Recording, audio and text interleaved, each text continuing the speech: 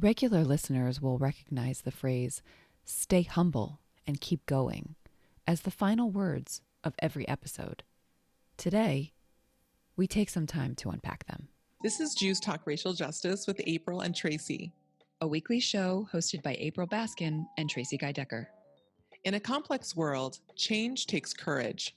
Wholehearted relationships can keep us accountable. Hey, Tracie. What's up, April? So many things.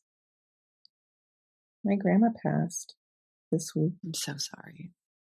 May her memory be for a blessing. Thank you. By the time this episode airs, I think it will have been a week ago. Yeah, her memory is definitely a blessing. Hope she's loving being in the spirit world.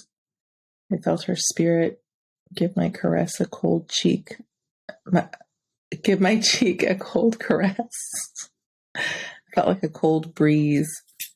And and I later learned that was around the time that she died. And I wondered, I was thinking at the time, is that Grandma Lou? Because my parents' home is super insulated and it's not a place to get drafts at all. And that was cool. So I'm navigating the grieving process around losing my Grandma Lou. And we're going to have a memorial service for her because she opted to give her body to science to UC Davis Medical Center. So it's less of a time issue in the ways that it traditionally would be. But we're doing a memorial service for her on the 28th of the month, which is just should work out well. And then later that week, and it's so hard to tell, and it's all connected within me, but I was devastated to learn from you, actually. So at least that helped that it came from a source that I love, a source who I love, that Bell Hooks passed. And so it's just been quite a week, and I'm tired. And yeah. Two giants of your childhood, or two giants of your becoming development, passing at the same time. Yeah, it's a lot. And Bell Hooks passing, for me, I don't know the circumstances of her life. There was a more sorrowful element of that, and that she was so much younger. My grandma was 94. She grew up in the 1920s in the Jim Crow South and lived an amazing life considering those circumstances, and ended up purchasing, not all at once, but in succession, multiple homes, and eventually running a lounge, a tavern in Newark. Had her own business with her husband and my Grandpa Joe. So that's the energy that I'm bringing into our conversation today. And you raised that it might be really nice, and it would be very nice to do an episode talking about Bell Hooks. And certainly it would be great in terms of the fact that her name is trending, and maybe we can do that in the future. But I'm really sad about losing her. She was only around 70, and yeah, not even. She was 69. Yeah, I was hoping. Yeah. Maybe we should have had another 20 years of brilliance. Yeah, or at least 15. And so I'm still just navigating some grief stages with that. Whereas with my grandma, it's been a multi-year process in different ways. And so I've been processing that all along. But it also now is here. And so you had a really great idea of what we might talk about this week. So why don't I turn it over to you to introduce it, and we can dive in. Yeah, sure. So over, I guess, a year and a half ago now, when we decided to start a podcast, and we wanted to have the credits at the beginning and the end be the same, and we wanted like something that we could say as we would close out. And we talked about a couple of different things, but then we landed on stay humble and keep going. which is something that I think, I don't remember exactly who suggested I it, think but you did. it And I really, think really resonated with. I think you cited a, That makes sense why it resonates. I think you were inspired by something you'd heard or something at that time, or you read, or you heard someone say something and you did a variation on what they said. That's entirely likely. You don't remember? And I don't remember. I don't. But I will say that, like, it really, really resonates still, because it is the way that I think about my journey, not just anti-racism, but just learning journey, right? I think it's so easy to get sort of stuck, and or to assume that a little bit of knowledge is all that you need. So like the push back against arrogance, or it's not even arrogance, it's more I think there's a name for it, where people who are good at things in their lives then assume that things that new fields are much simpler than they in fact are, and just assume a higher level of competence than they ought. Yeah, because they're good at other things. And I think that particularly in regards to understanding the societal forces of systemic oppression, like, that happens. And I can't think of the name of it right now, but it's easy to fall into, because we think we understand, we all are racialized. And so we think that we understand how it works, and it's just much more complicated, and hence the humble. And it is so complicated that especially white folks sometimes are like, you know what, I'll just leave that to other people. Let's get this. Just let other people deal with this complicated stuff. And so I can't stay humble. And yeah, we can't stop. We are all needed in this work. And so stay humble and keep going is a bit of a mantra for me, that I hope resonates for other folks. But that's what I have on my mind. April, you're obviously deep in thought about this. So I like to stay humble because it reminds me of the Kendrick Lamar song. What's a good replacement for the B word? I don't know. The Kendrick Lamar song, right? Yeah, Baby Sit Down. No. Oh, well, he has his whole song, and the chorus is baby sit down, be humble. Baby sit down, be humble. Right? And I think it's interesting because, and I hadn't fully thought about this before, I like the balance of the two words, because I think across different types of listeners, one or the other might be more helpful. So Agreed. A person might feel like they have one, but they may not have the other. So they might be going, but they may be lacking humility, or they may have humility on lock and are doubting themselves or are tired. In the case of either dedicated, wonderful leaders and or dedicated, wonderful leaders who are explicitly people of color. And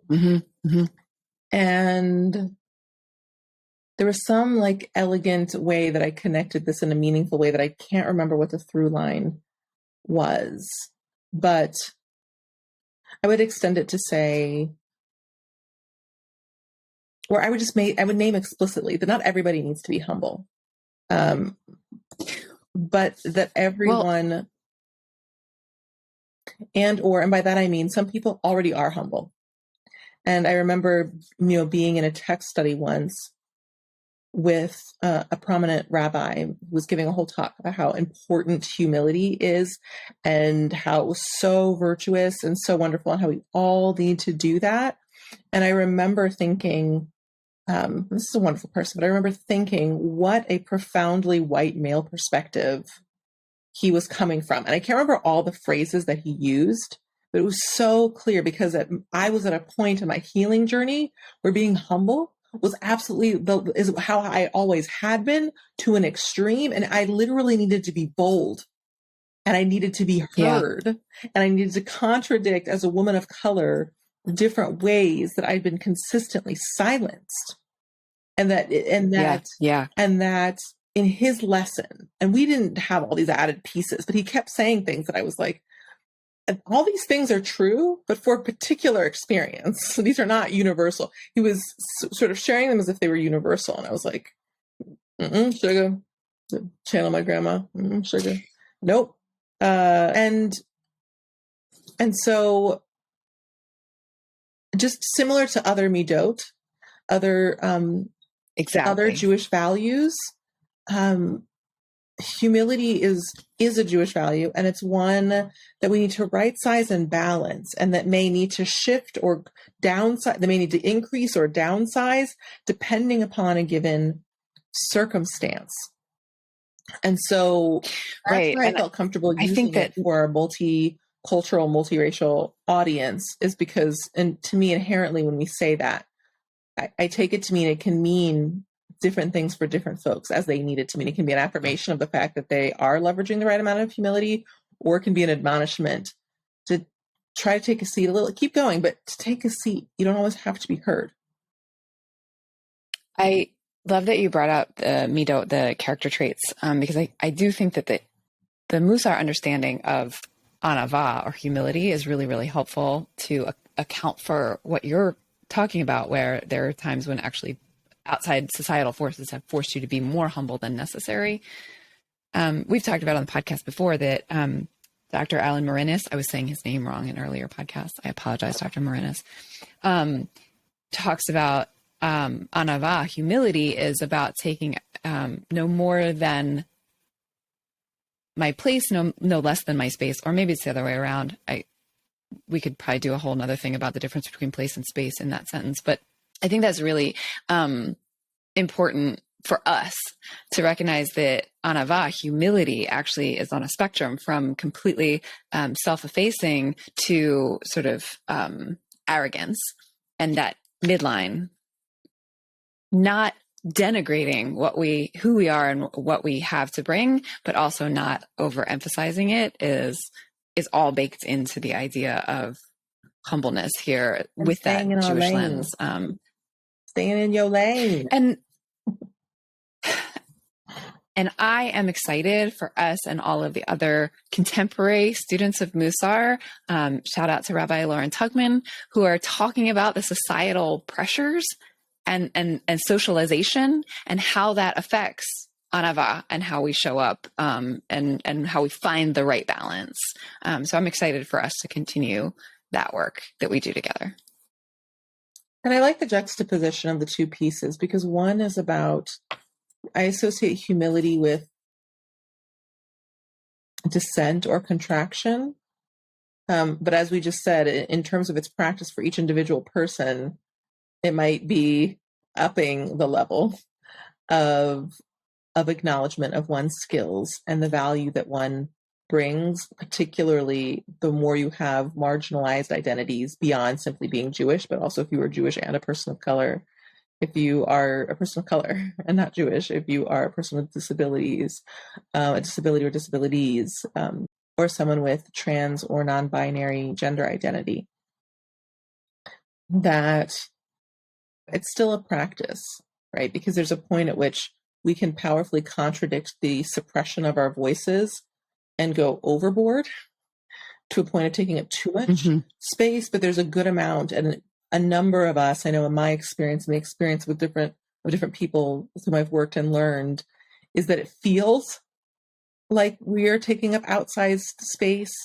We might just be speaking in a circle in a way that's actually normal for that circle, but it feels so contradictory to our oppression that we need to do that. But so it's a fine line, and this is where friends and teachers and supports can be helpful for us to say, oh no, you were fine, April. Actually, I think you spoke actually a few minutes less than the other people. So that was fine, right? Or, yeah, that was really bold, and I'm really proud of you. And it was good, but you might not always want to do that, because that was really kind of big. And either that was right for the moment, or, like, you overshot a little bit, but we're so proud of you. And You needed to do that for your heal. Like, so it's at times it's a little nuanced, right? And we get to feel our way through that. But one of the things that I like about these is that, and keep going, is this sort of outward up leveling, right? Yeah. And to me, I like this phrase because it's so perfect around racial justice, because so much of racial justice, effective racial justice work and anti-racism, is around the nuance.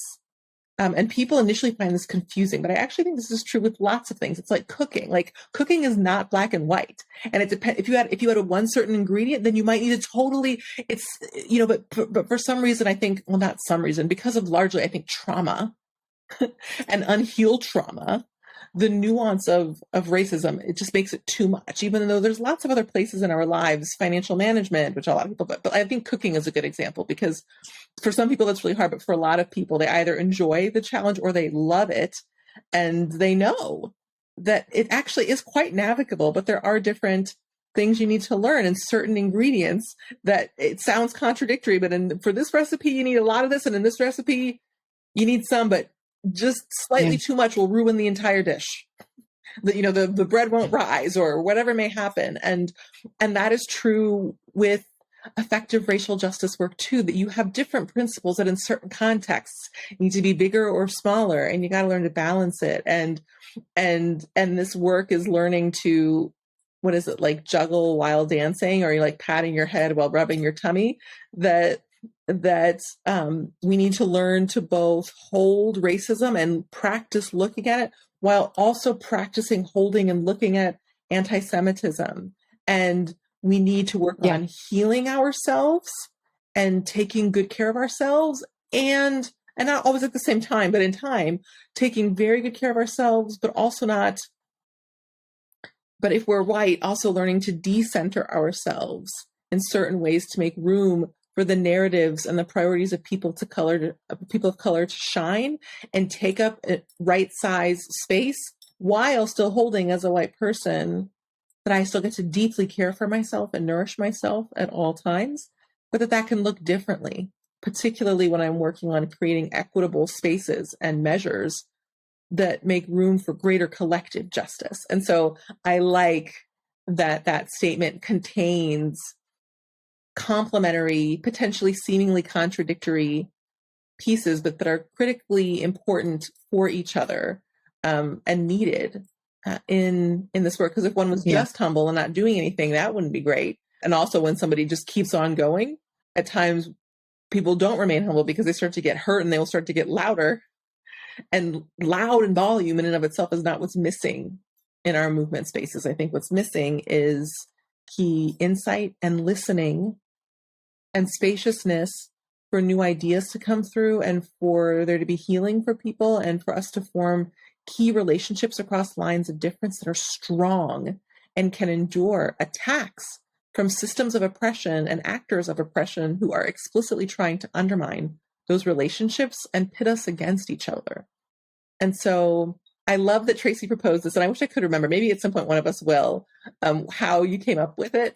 It just contains so much, and also can take on, it can be a little bit, to an extent, if one wants it to be, and we invite you for it to be a little bit of a Rorschach, and you can determine the degree to which each one of these you need. And what I would say is that at times people need more humility than they think they need. So, I, bear that in mind too. I think one of the reasons I like it is because it invites you, it talks about both how you show up and that you continue to show up. Mm-hmm. And I think that's true regardless of your identity. It sort of counters some of the things that we see in humanity in general, not just in this work, of thinking that like, well, I've done enough, I don't need to keep going, or you do. Oh, that's another point or too, right? either there's like the checklist dynamic or syndrome that can often happen in this work, where people think, "Oh, I'm done." Yeah, it's like no, you need to keep going. This is unending. Or even if it's I'm not quite done, but like if I could just get these 3 things checked off the list, then I will be done. I think inherent in stay humble and keep going is that no, There were Like this whole brush curriculum. hygiene or other things. This is how we live. It's a practice. It's a way of life that we slowly and consistently get to build in more and more as we each are comfortable and ready. It's asymptotic. What? For those word nerds out there. Asymptotic. It's like an asymptote, which is a curve that approaches a line but never reaches it. It's a math term. Thank you for this wow word of the week for me. Asymptotic. You're welcome. All right. Thanks for tuning in. Our show's theme music was composed by Elliot Hammer. You can find this track and other beats on Instagram at Elliot Hammer. If this episode resonated with you, please share it and subscribe. To join the conversation, visit JewsTalkRacialJustice.com, where you can send us a question or suggestion, access our show notes, and learn more about our team. Take care until next time, and stay humble and keep going.